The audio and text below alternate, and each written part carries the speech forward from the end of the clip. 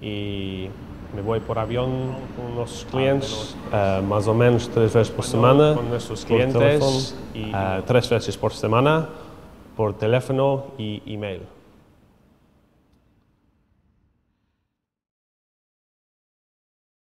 Hello, my name's David Weedon. I'm a regional sales manager for Gripple Ltd. I was born in England. I moved to Portugal when I was younger.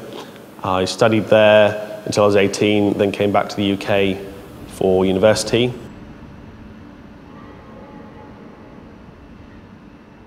I graduated with a 2-1 in modern languages with history, and I then applied for Gripple on the off chance that they would have any jobs in the summer of 2010.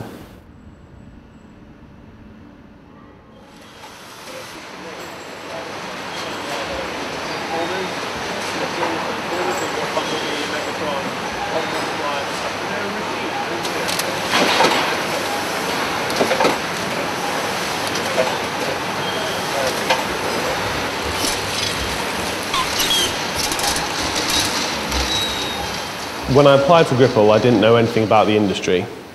I was brought in for an interview in May 2010, and basically I think I was hired by Gripple. I got the job because languages played a big part in my education and who I am as well. I didn't actually know anything about the sales side of things, the marketing side of things, or the industry. Everything I've learned to do with that, I've learned on the job. What I got from the interview was basically that languages were my way into the company.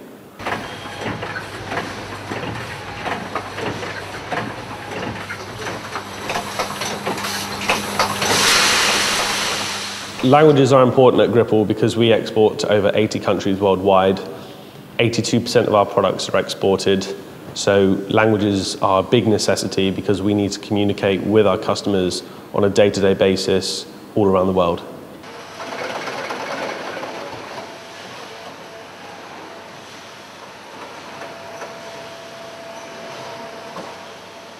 A fair amount of people do speak English abroad. However, if you really want to engage with them, interact with them, understand with them, it always commands much greater respect if you can speak a foreign language. That way your customers will understand you and appreciate the effort and time that you're putting into communicating with them.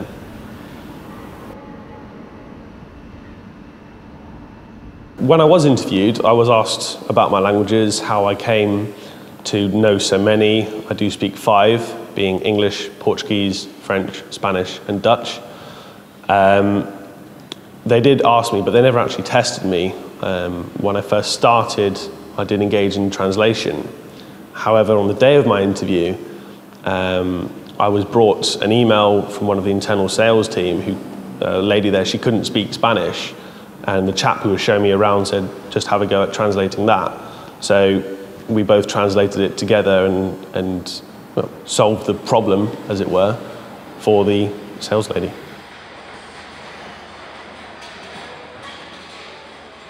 At Gripple, we speak around 10, if not more, languages.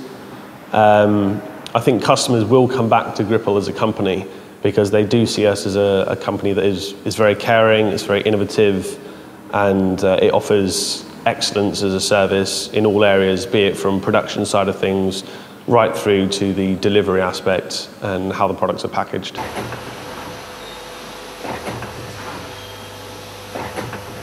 The main benefits for me through learning languages have doubled my employability, almost tripled it, I would say. The ability to speak a foreign language in today's working world is something that's very important, and it will get you places. Of course, you will need perseverance. It is hard work, as with anything, but it is a skill that if you practice, you will become good at it, you will be able to use it, and you will always be able to use it to your advantage.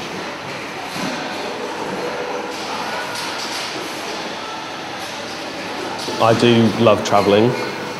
In terms of my career, the ideal place for me to end up would be in Brazil.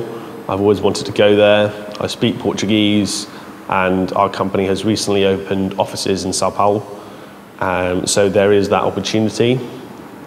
I think that after a couple of years with a bit more experience, hopefully I should be able to head that way.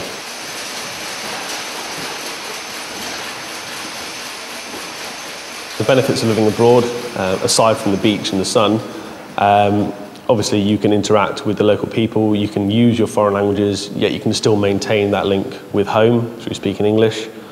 You can appreciate their culture, you can learn different things, you can broaden your horizons, and at the end of the day you are really improving yourself as a person.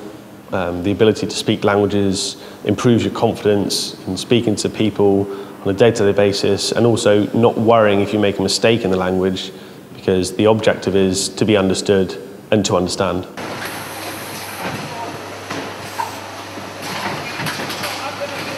I think cultural awareness is something that should not be overlooked in business. Yes, we're all there to offer a service and to do business, but to know when their lunch hours are, how they interact at lunchtime, social etiquette perhaps, and just understanding what their whole way of life is. If you can get an insight into that and you know a little bit about that, you will go much further on the business side of things, because, as I said before, people appreciate your input and effort in trying to understand them as a culture.